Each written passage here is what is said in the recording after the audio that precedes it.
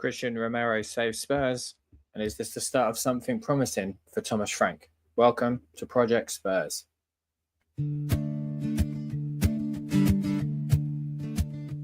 Oh, the streets are cold and grey, but the fire in our hearts won't stray from the pitch where dreams collide.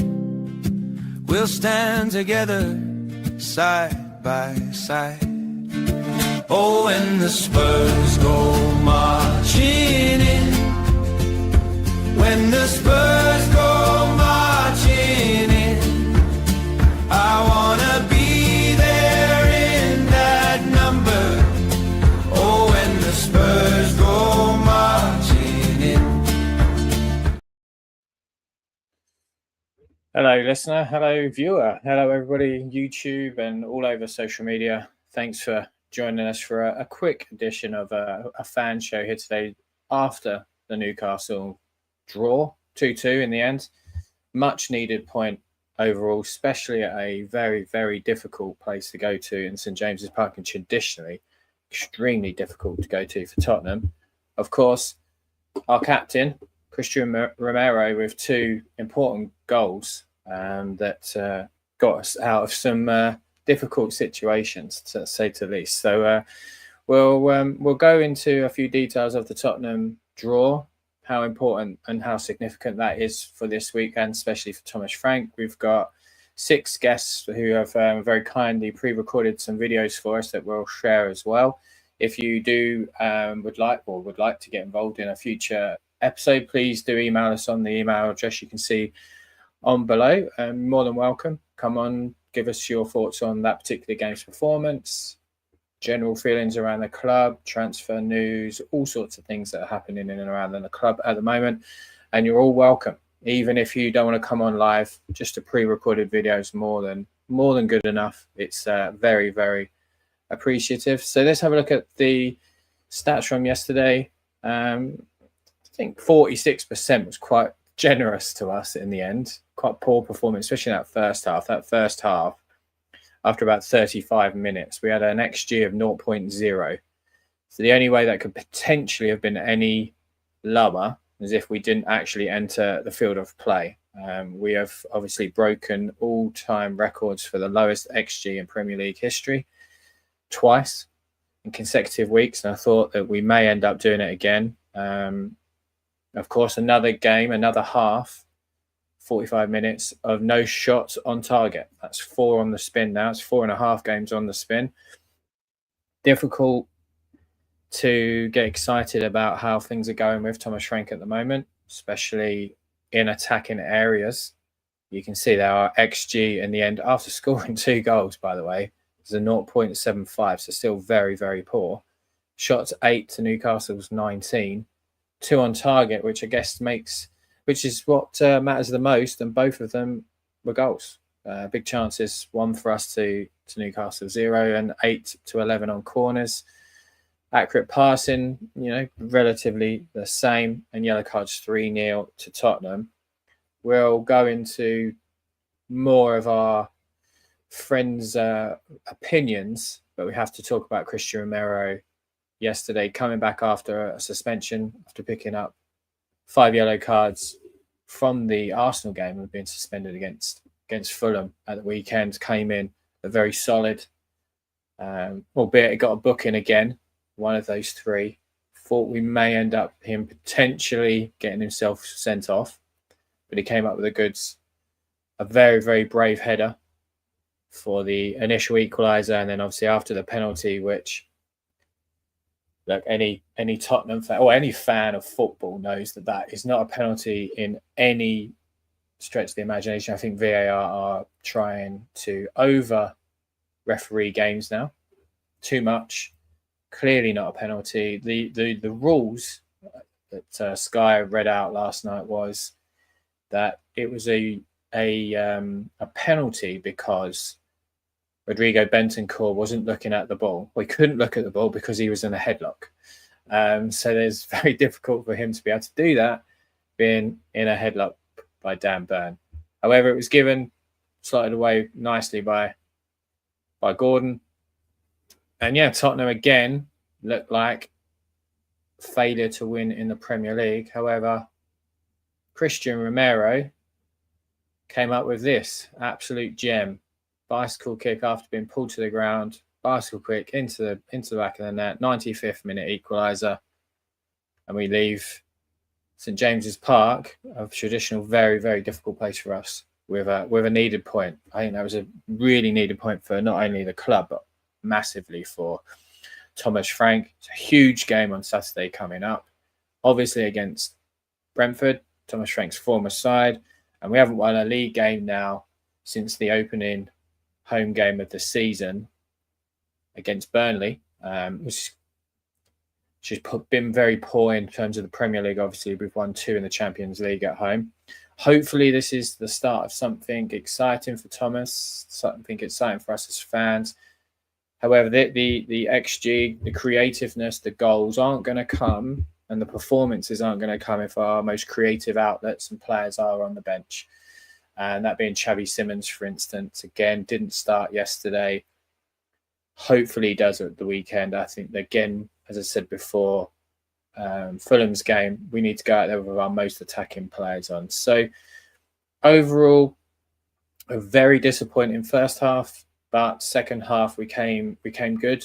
We came back multiple times, and there was that togetherness there. So something for us to latch onto. Very good to see and hear, Vicario's name being mentioned or being sung a lot by the away supporters. I think that was very good to do. Hopefully we can do that on Saturday as well.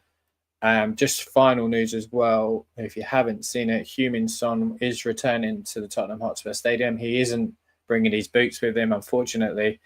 He is coming on Tuesday for the Champions League tie against Slava Prague. He'll be saying goodbye to the Tottenham Hotspur Stadium and the fans, which will be quite emotional, I'm sure, for him and a number of people in the stadium. So I'm very excited to be there to see and to wave off Sonny.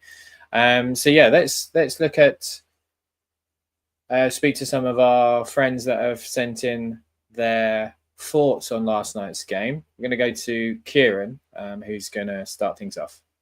Thank you for having me on. Last night is a tricky one, really, in the sense of if that was a one-off poor performance at St James's Park and we'd come away with a draw, an overhead kick from our centre-back after having one of the worst penalty decisions I've ever seen against us, you would take it. You go, right, take it, run. St James's Park, we're historically horrendous there. You know, we got out of there with a point. But unfortunately, last night was just more of the same, really. Another half of the first half without a shot on target. I think that's 4 in a row now. I haven't seen the stats. I haven't even wanted to look, but I'd imagine an XG of under 1. We only had 2 shots on target, which were Romero's goals. And I think that right there is the biggest indicator of everything. If our centre-back is having our only 2 shots on target of the game, then there are real problems. And I saw, obviously, Thomas Frank in the week say that, you know, we're missing Solanke, Kulusevski, Maddison, and, you know, the new signings have only made 4 goals, like, between them, I think it was. And it annoys me because them players are still good enough for you to be getting more than 2 shots on target a game out of. Do you know what I mean? Like, yes, we are missing them players, and probably dearly. But the players that we have are still good enough to be performing better than we are at the moment. And on the horizon is Brentford at home on the weekend. You know, Thomas Frank's Prjctspurs, his set-piece coach, who has taken over the reins there after his departure. And I don't want, you know, Thomas Frank to be a failure. I don't want him to, you know, it all to go wrong. I'm a Tottenham fan. I want us to win. I would love him to be right. I would love to get onto videos and say, oh my God, Thomas Frank got it spot on today. But if he loses to his own set-piece coach, then there are going to have to be serious questions asked.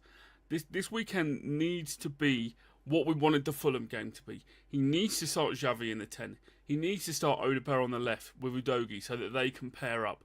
Because at the moment, Kudus and Porro are our only threat. Last night you saw Kudus actually get space to drive into, and the 2 crosses he made were for Bergvaul's flick that just went over the bar and Romero's goal.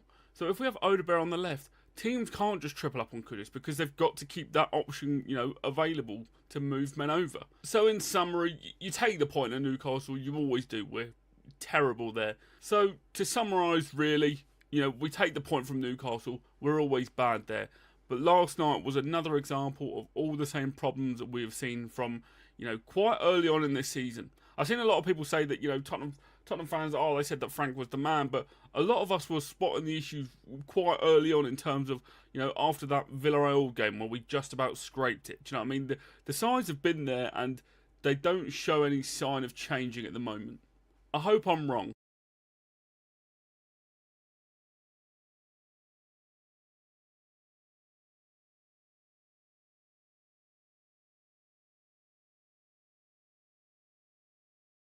On mute. I appreciate Kieran joining us. You made some great points actually there. That this is a really important game for Thomas Frank, going against a protege in a way, and he's set piece coach. So very, very interested to see how they both line up against each other. Obviously, they know each other very, very well, both in terms of how they like to play styles. But equally, Thomas knows those Brentford players better than anybody. So excited for Saturday. I'll be there again. Excited for that. But we are joined again by our good friend Dylan, who is going to share us his thoughts. And Coys, and I'm going to give you my match thoughts on Newcastle 2, Tottenham Hotspur 2. I don't really know where to start. It was once again an absolutely dreadful performance. I think we can all say that. One thing I did get right was probably the prediction, 2-2. I said it the other day in the pod. I thought it was going to be a bit closer than it probably should have been. I did think there was going to be quite a few goals involved in it, but it was once again a standout performance by Spurs, and not exactly in a good way. We were once again the second best team, as we have been pretty much most of the season now. It's even the lineup once again, just I look at it and I just feel frustrated. I can't help but feel like we've got so much potentials on the bench. We had Xavi, who I thought was probably going to start today. I know he hasn't been starting recently. Van de Ven, who has talked about being rested, but even some who were playing, I was quite surprised at. I was quite surprised Johnson was starting today. He didn't exactly have a fantastic performance, but I could probably go on all day talking about individual performances. It was just a very, very flat game. Once again, first half, our last 4 games, now it could even be more, we have failed to have a shot on target in the first half, and it really, really showed. Somehow we managed to pick it up in the second half. After Newcastle got their first goal, they did deserve it. I can't help but agree, they definitely deserved it. It was frustrating to watch it float in, but Romero somehow managed to get one back out of nothing. And then of course Newcastle's very controversial penalty call. I don't think it was a penalty. I think it was just a bit of a scrap from both of them. I think even the referee knew it, but you just got to take these things in the chin sometimes. It was a little bit of a salt in the wounds given how everything going on at Spurs, the club at the moment. Romero's beautiful bicycle kick, well, I say beautiful, it wasn't exactly the prettiest to look at, but we'll take it any day. 2-2 away from Newcastle, very, very tough place to go, and given our form at the moment, I will take it, and we need to build onto this now for Brentford next. I think there's still quite a bit to critique on Thomas Frank's decision making today. I think one of them was maybe probably leaving the substitutions, the decision to make substitutions as late as he did. I think it was just after the first goal, and that was just around the 70th minute. Nothing had really changed prior to that. It was just a really agonising game, very, very frustrating. Where we go from here, Thomas Frank's former club, Brentford, it's going to be tough. All of these upcoming fixtures are going to be tough. We're level on points with Brentford. They're only 1 spot below us. So these next few games are going to be absolutely crucial, but we'll see how that goes. Thank you very much, Gary, for having me here. Come on, you Spurs.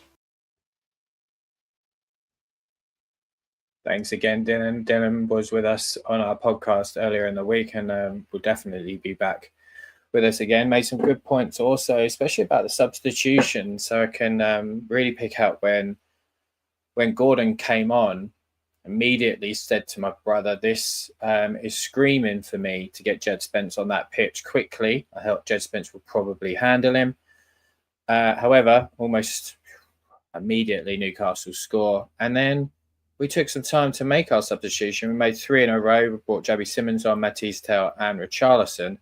And then just 1 minute later came the corner from one of the standout players recently, I guess, for Tottenham, Mohamed Kudus, who is one of those players that gets us off our feet. He certainly gets me off my feet. When he gets it, I feel like an expectation, something's happening. Felt like with players like Gareth Bale, obviously he's not in that same class, but that type of feel that of expectation. And a good corner, obviously, a good cross from him, met well by Christian Romero. And yeah, pleased with some of the substitutions there. We're going to go to another of our colleagues who's co-host here. Callum is going to join us, and he's going to talk about last night's fixture. Hi there, guys. It's Callum from Prjctspurs. Last night, what can we say? It was another tepid performance in the first half.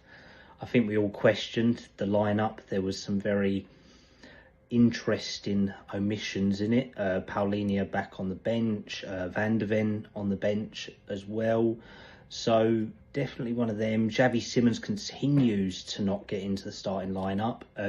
I know he's adapting, but he seems to be one of the only people who wants to create a front-forward pass at the moment instead of sideways or backwards or bilingual all over the place. But first half, nothing really to talk about in terms of in favour of Spurs. It was very much a Newcastle game. They had all they wanted to. They had the best chances apart from a late chance at the end of the half from Bergvall on the end of a cross, which inevitably did go wide and over from that. But we did grow into the game towards the end of the half, around about the 41st to 46th minute. So it was promising signs. No subs once again by Frank at half time. So went with the same formation, same setup in regards to that. But then Newcastle brought on Bruno Guimaraes, and realistically the guy can change games, and inevitably he did. He popped up after a good Spurs spell to score for them and put them 1-0 up. And Spurs were once again toothless, trying to create but can't score or hit a barn door from 2 yards away as well. There was a few chances but nothing clear cut, so very much scoring is still an issue. Then Romero out of nowhere comes up and scores a really good goal, probably against the run of play, but who cares? That's what you want. You want to get back into the game, and he did bring us back into the game. And Frank then was making subs around about the 74th to 79th minute. Too late for my liking. I don't like late subs. I like it to be done with half an hour to go. Then you can have an impact on the game. 15 minutes, not realistically enough for me in terms of a personal preference and also a tactical preference, because Bergvall and Mawani came off. They looked absolutely knackered. They were some of our best players. There have been questions over that, but he did bring on fresh legs. It did have a little bit of an uplift. And then we had the VAR. I mean, I've rewatched it and rewatched it and rewatched it, and my God, how that is given as a penalty when wrestling happens all the time in the box. But the fact that Dan Burn has Bentancur in a headlock and ends up on top of him, it doesn't look good. And the on-field decision was obviously no penalty. VAR then gets involved and they can't make a decision, even though every pundit that we've heard has said it wasn't a penalty. And then the on-field decision or gets called over to the monitor to review it. And I mean, how that ref didn't stick by his own decisions is scandalous. And it's not something that's good. It doesn't set a good principle or prerogative, because now, if they're going to have continuity, that's got to be applied to every single game for the rest of the season. We know with VAR and refs, there isn't continuity at all on any level throughout the way that it is. So it's going to be an interesting one in regards to that. And then the game kind of slowed down after they scored their penalty. We tried to make things happen and it didn't really. And then out of nowhere, a corner goes in and Romero ends up on his backside. And I mean, I've never seen him move that quick. How he went from being on his backside, recovering from being flatlined by Dan Burn and a couple of other Newcastle players, to then kind of scuff a overhead kick, which I don't know whether it was because of the angle or the bounce or what, but just to hit it like that and then go in and bounce past Ramsdale. I mean, it wasn't a pretty goal, but it was a goal, and that got us a vital point. And if you'd have said to me before the game, based on our form, would I take a point away at St James's Park, I'd have said yeah. But I think we could have done more in that game, and it had the fight back, but we keep putting ourselves in this position. We shouldn't have to keep fighting back. We should want to lead games, not react to how the game's going. So, a good point, a poor performance apart from a few individuals, a lack of character and style again. I'm just hoping that going to Brentford, or having Brentford come to us on Saturday, we have a reaction. Because if not, unfortunately, Thomas Frank's job will come into question. And I don't want to change another manager, whether it's been bad or good or what. It's just, I'm sick of changing over. We're either going to do it and stick with it, or don't do it at all. So that's my thoughts. And obviously, Gary will go over a lot more with it. But as always, go and like and subscribe to Project Spurs. You can find me at CallumStubbs97 on X, Callum Stubbs on Facebook as well. And you can find me on Spurs Diehards as well tonight at 9:30. So, as always, come on you Spurs. Absolutely, come on you Spurs, Callum. Thanks again for joining us. Make some great points. We don't want to be a reactive side. We need to be a proactive side, and we need to be taking leads and taking the game to two teams. But for me, again, it comes down to having our most creative players on the football pitch. This is post-match. The reaction there from Xavi Simons, I believe, is due to a encounter that there was a bit of a melee at the end of the game. Christian Romero amongst it, winding people up. But for me, he needs to play. He looked relatively lively when he came on, but again, he's got 13 minutes. It's not enough for a player that we spent nigh on £60 million on.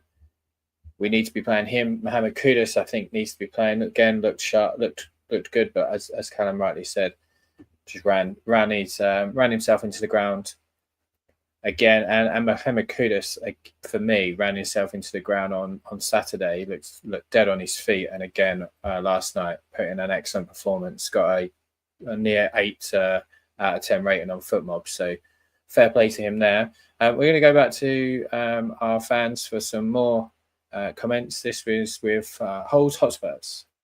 Thanks for having me. It's Holly from Holly's Hotspurs here to give my thoughts on that Newcastle game. To be honest with you, it opened pretty much the same as what we've seen in, week out from Spurs in recent months, in terms of uninspiring, boring, never looking like we're going to score. But then Captain Romero steps up when we needed him. Obviously scored that first amazing diving header, a great ball in from Kudus. I don't know what he was doing that far up the pitch, but hey, we'll take it. And then obviously the second one to score that overhead kick. Again, I am not too sure what the Newcastle defence were doing to allow that to go into the back of the net. But 2-2 away from home against Newcastle, mate. If you said that was going to be the scoreline before the game kicked off, I would take it from you. Obviously, VAR, I don't know what the point of it is. I still don't understand how that was a foul. I mean, I'd like to put the ref in a headlock with Dan Burn and see how he fares without being able to see the ball. But anyway, luckily for us, it managed to draw 2-2. In terms of what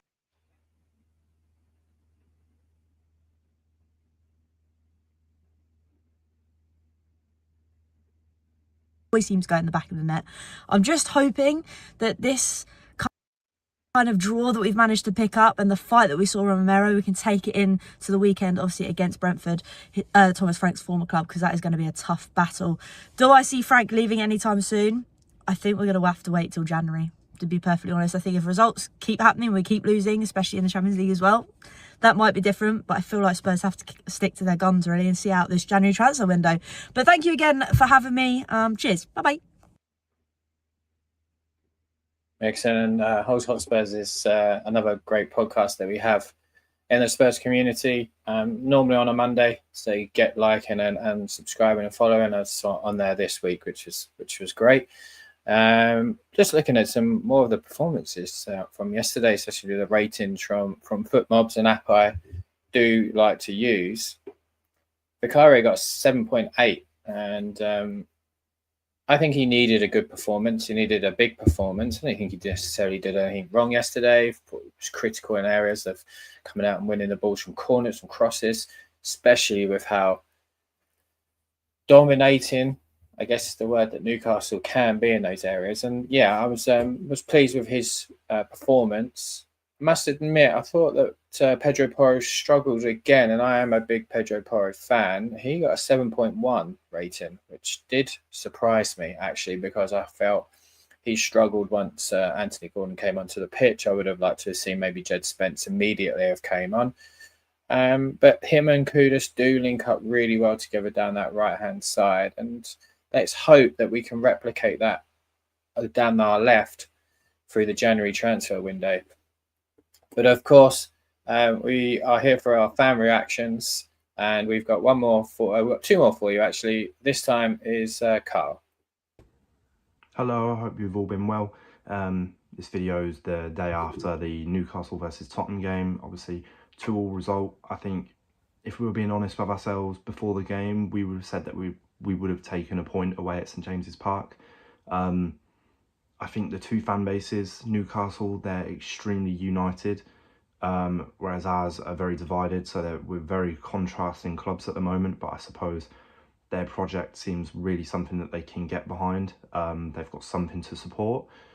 So yeah, a good result, but maybe the actual performance wasn't a great performance. Obviously, we relied on moments of brilliance from Christian Romero, overhead kick in the last minute. But again, that's the 4th straight game where we haven't registered a shot on goal in the first half. So it is worrying signs from an attacking point. And yeah, just patterns of play as well. We're just going down the byline with the winger with a defender on their back. What are they meant to do from that? There's kind of no unique patterns of play. It's very same at the moment. So I think good result, we'll take it, given the context behind the previous fixtures performances that we've had there. And we'll just have to move on to the weekend, and then next week's midweek game against Slavia Prague. Come on, you Spurs. Perfect. Thanks, Carl. Appreciate them. Made some really good points as well, especially on the split between our fan base in comparison to Newcastle. I definitely think there is more of a unity between their fan base as opposed to how we are at the moment. But yeah, I appreciate Carl coming. I appreciate everybody that's jumped in with us today. We do have one more. You'll all know him as soon as he comes on. He's just won the Young Creator of the Year. So we're obviously very, very pleased for him at 16 years old. The things that our boy Harry is creating at the moment and is doing is absolutely wonderful to see. So if you're in Scarfy's podcast, please do so. He's tremendous at what he does, and it's only going to get better and better. So to finish out our first ever fan show, we're going to join by Harry Scarf. Thank you so much for this opportunity. I'm Harry Scarf, football content creator, YouTuber, and football writer. Very proud to win gold at the Football Content Awards this year. So really appreciate this opportunity to talk to you about the Newcastle game just gone and the general feeling around the club from my point of view so far, well, at the moment, and what we've seen so far this season.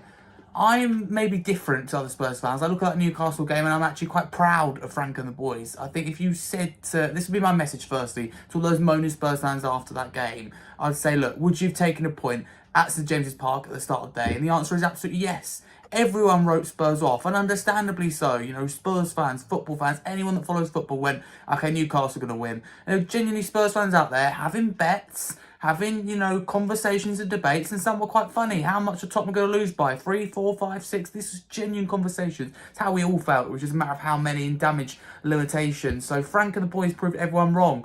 I totally understand that the performance is maybe not easy on the eye in terms of it was Newcastle dominant for lots of periods. I actually don't think Newcastle were great. They certainly weren't at their best. If you speak to any Newcastle fan, they go, look, we weren't great, to be honest with you, and you know, overall as well, that's not a great result. But I look at it and go, we shut up shop, we dug in deep, we showed mental resilience and commitment, and we were clinical on the counter-attack, and we saw that kind of medium to high press. These are Frank principles. Frank's all about the high press, shutting up shop, sitting back when you need to in these big games, and being clinical, and looking dangerous in set pieces. This was a Frank team in action. It was a Frank performance, his principles and style of play finally coming across. So I look at it and go, this is something to build on in terms of for the players and Frank, and it's something to get behind for us fans. Yes, Newcastle were the better team, but we're absolutely, I hate to blame officials, but we were absolutely robbed with that decision. It's honestly really, really poor. You know, that Ben score one is not a foul. And if it is, you know, you've got to have some consistency and give that across the Premier League. I don't agree with that decision.